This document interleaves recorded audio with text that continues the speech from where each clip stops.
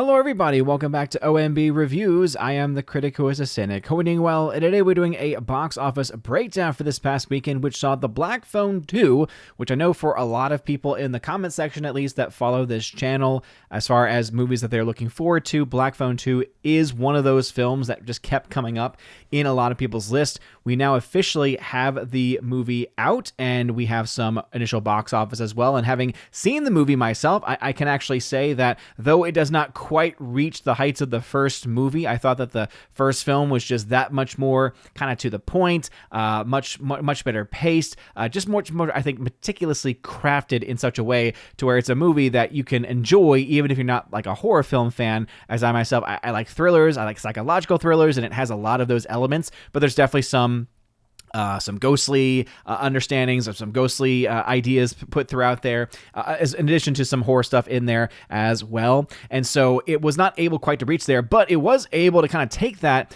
and almost become its own thing in a certain respect. Obviously, there are a lot of kind of callbacks to the first movie as far as some of the basic mechanics of the world, but then they also adapt and build up on those mechanics as well. I know that process, the way in which they wrote those, has been debated by many. Some have loved those changes, some have said no to those changes, and others are maybe scratching their heads saying, I don't quite understand exactly how this entity is meant to work after what had been previously established in the last movie, and then also what has been established in the very beginning of this movie. It definitely seems at times to almost be following its own rules, with those rules never being clearly laid out. But that being said, I do think that what this film does that the other films don't do, or the other film rather didn't do as much, was this definitely gives more into not necessarily like the horror vibe, but much more into like the gruesomeness of this character, right? Of this entity, of the grabber, right? Just how evil he was, and just how bad he was, and how much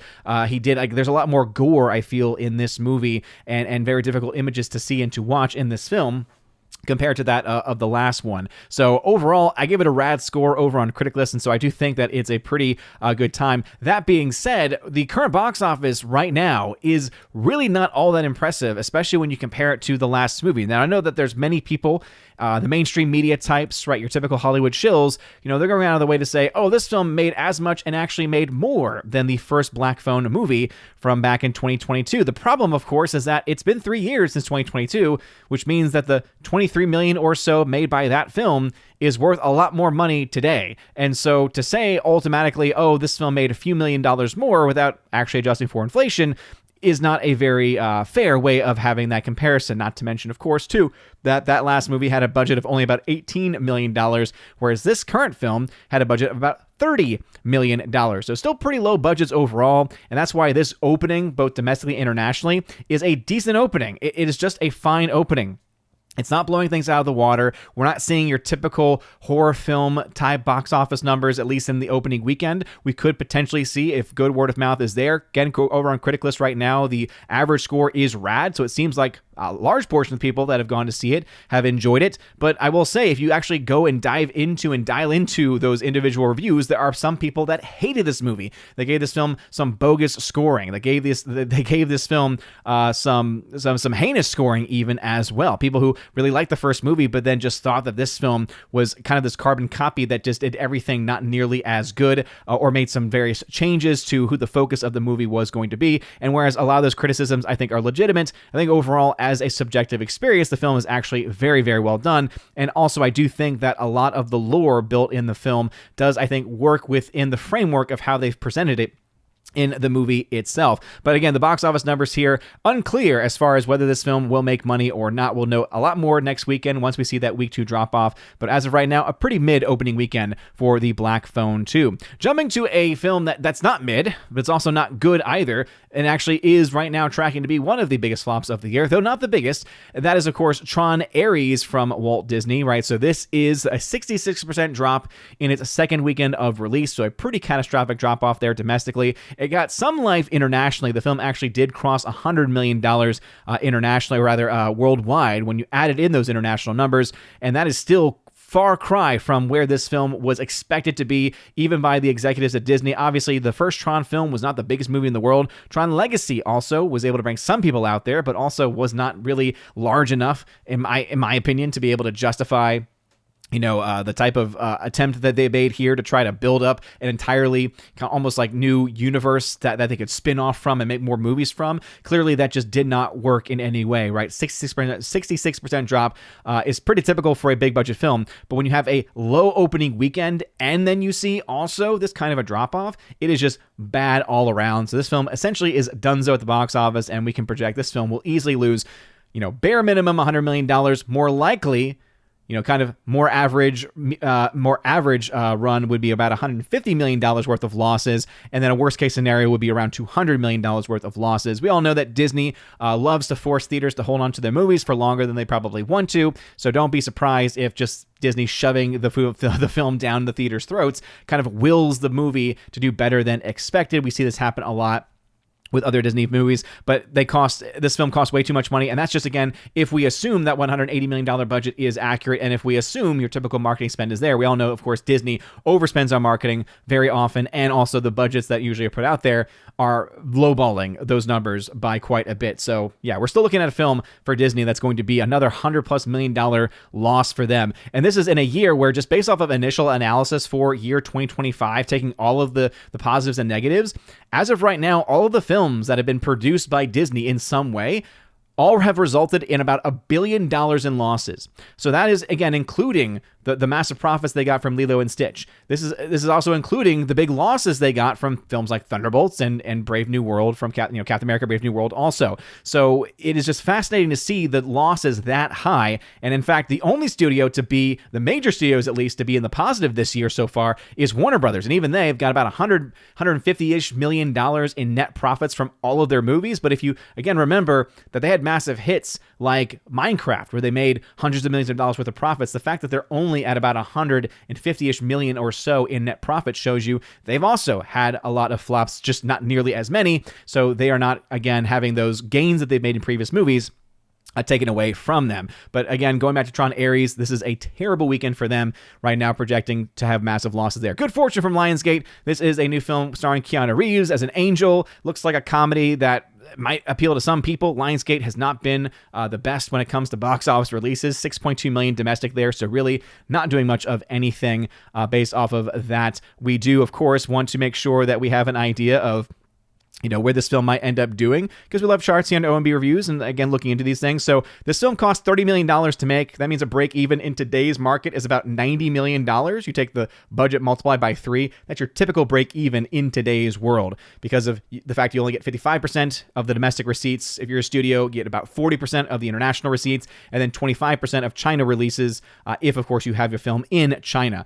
With that being the case, though, $6.2 million total box office opening versus a $30 million budget is not a good place to start. So it's looking like this Keanu Reeves comedy is not making much of anything. Now, Lionsgate does have this interesting thing where I believe Valiant Renegade has mentioned this before, that they have in their distribution deals, they sell the distribution rights to their movies internationally to different companies. And because of that, that is why you actually have the potential for films like it that don't make their money back theatrically, or theatrically speaking flops, actually able to do better down the line because of the fact that they get some money back on those distribution deals in that capacity. So again, jury's out on this one, but not a good start off for this movie. One battle after another, dropping another 41%. Again, sounds good on paper. It lost 595 screens, so clearly Warner Brothers is not going to hold on to this film in the most theaters possible, because it is, again, just bleeding money at this point. And remember, its opening weekend was very small, so you're having these, quote, good drop-offs from a small starting point, and that's the reason why, even though the percentage-wise it sounds really good, the total number overall, especially compared to its budget, which also happens to be around, $180 million or so. We'll double check that in the charts. But right now, this film not looking to make its money back, also looking to be one of the biggest flops of the year. The second weekend of Roofman rounding out the top 5, 54% drop there. Again, percentage-wise, not the worst drop-off in the world, but also when it start off at a has now gone and made $15.5 million in total after 2 weeks. That is still also not the best. This is the film where, in a best case scenario from this point forward, if it overperforms, it actually might make a little bit of profit. If it underperforms, then it might lose a little bit. And then if it just falls off a cliff, then it could end up losing also still a small amount, like $10 to $15 million worth of losses. It's still a loss. It's still bad. It's still a theatrical flop. But again, studios can do a lot more with that, with their VOD sales and other revenue streams that are not reliant upon just pure box office and pure marketing spend and having to take those things out into account. And then the number 6 spot did go to the Angel Studios' new film, Truth and Treason, making $2.7 million there. It's a pretty standard thing when it comes to the Angel Studios releases, and so we've talked about those before here on the channel. Let's go to individual releases here. Black Phone 2, $42 million. Again, sounds good on paper, but just do keep in mind that first movie, right, it made 1.4 times its budget as of this weekend, so it's on pace. It's actually doing well enough to where break even is definitely within its sights. But if we pull this up in the franchise of stories, right, the Black Phone from 2022, right, that production budget, $18 million.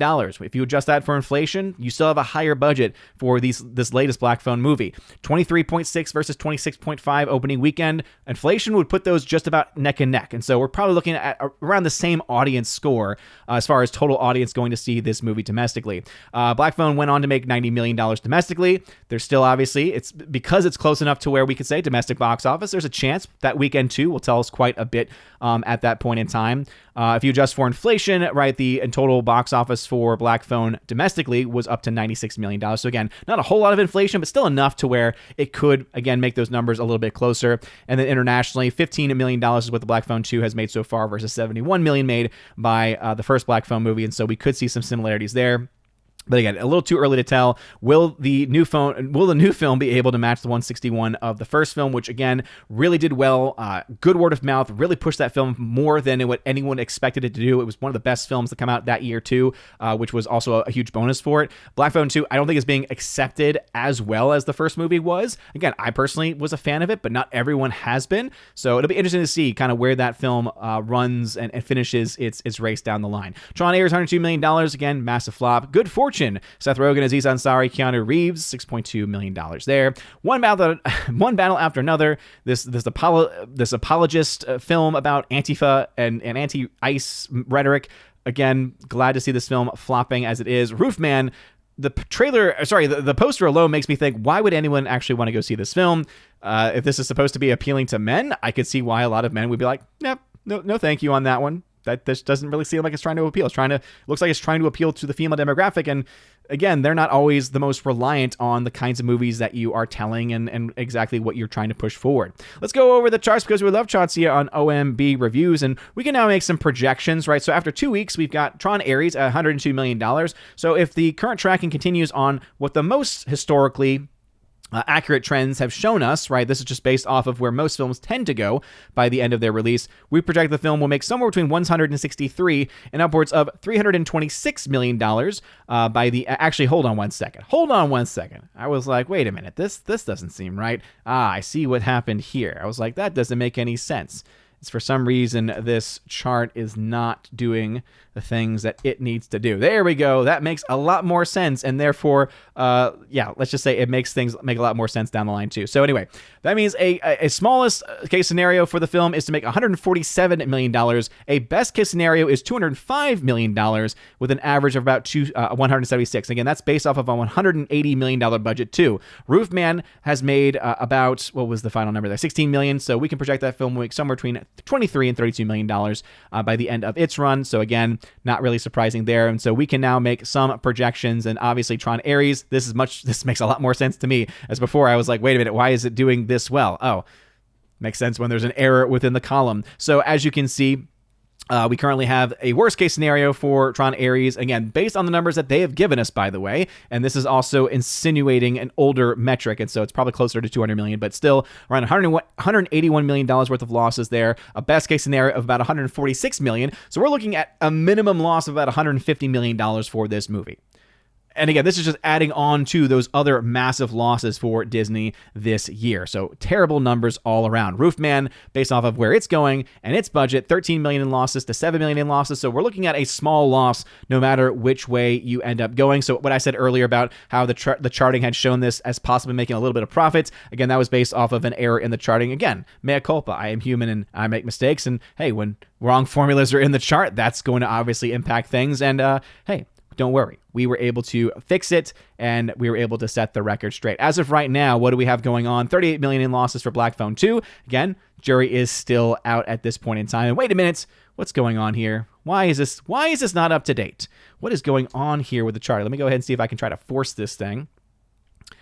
There we go. 24 million in losses, a much better situation, right, for that movie. So 24 million in losses. Tron Ares at $220 million worth of losses. Roofman is actually a little bit better than there because it's at 16 million. Let's see if I can force my chart to once again get those numbers correct. I hate how it does that. 18 million worth of losses. So again, it won't be the biggest loss in the world, but still not great. Smash Machine still not doing it. Strangers Part 2 still not quite getting there. One battle after another. $161 million worth of losses. So again, down the stretch has been doing a lot better than expected, but is still in that average territory as far as total box office being concerned. And those are the only other really films that we were talking about this week and tracking. And so let me know your thoughts. Have you seen the Black Phone 2? That's the big film from this weekend. So did you like it? Did you hate it? Hey, make sure you go over on criticlist.com and get your voices out over there. We just made an announcement recently over on Geeks and Gamers on Friday Night Tights, in fact, about how Geeks and Gamers and Criticlist are now in full official partnership with each other. So a lot of really cool stuff coming down the pipe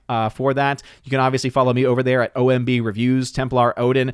You'll notice that I put all of my reviews up there. I gave it a 65% for Black Phone 2. I got to see Spinal Tap 2 finally, gave that one a 70 out of 70%.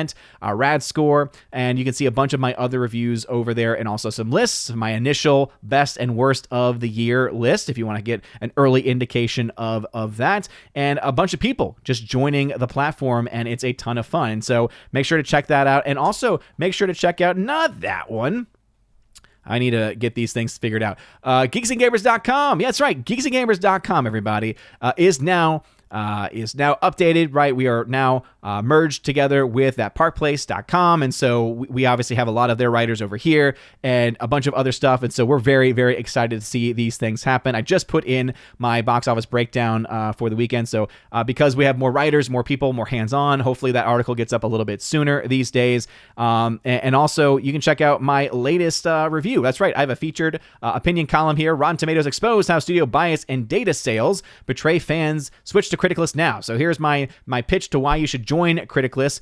In my article over on geeksandgamers.com, I talk about how Rotten Tomatoes' whole system is just terrible, how everything about the way the tomato meter itself is set up just does not actually work, and also just going in even more so talking about why Criticlist is a superior platform. And so if you want to be able to see my thoughts on that and also all my box office breakdown articles, make sure to check out geeksandgamers.com. Anyway, you guys are all amazing and beautiful. Have a wonderful rest of your day, a blessed Sunday, and as always, God bless.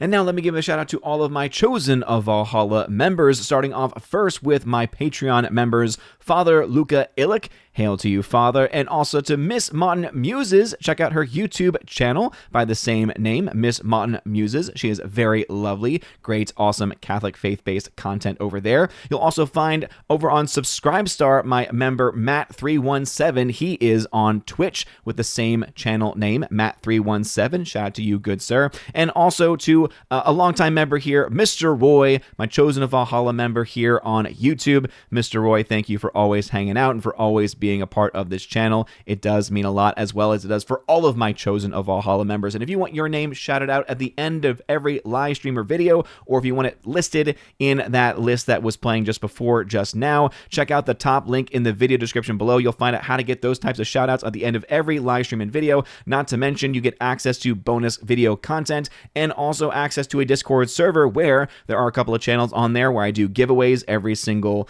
month. In fact, I do multiple giveaways every single month. I try to make it so that I'm giving away Blu-rays and 4Ks that make up at least 4 or 5 different giveaways. Sometimes I have to put them in all towards the very end because back in the school session, of course, now means that I'm going to be a little bit more delayed there. So if you want access to things like that, if you want access to a great community, you guys seriously are all amazing and beautiful. Have a wonderful rest of your day. And as always, God bless.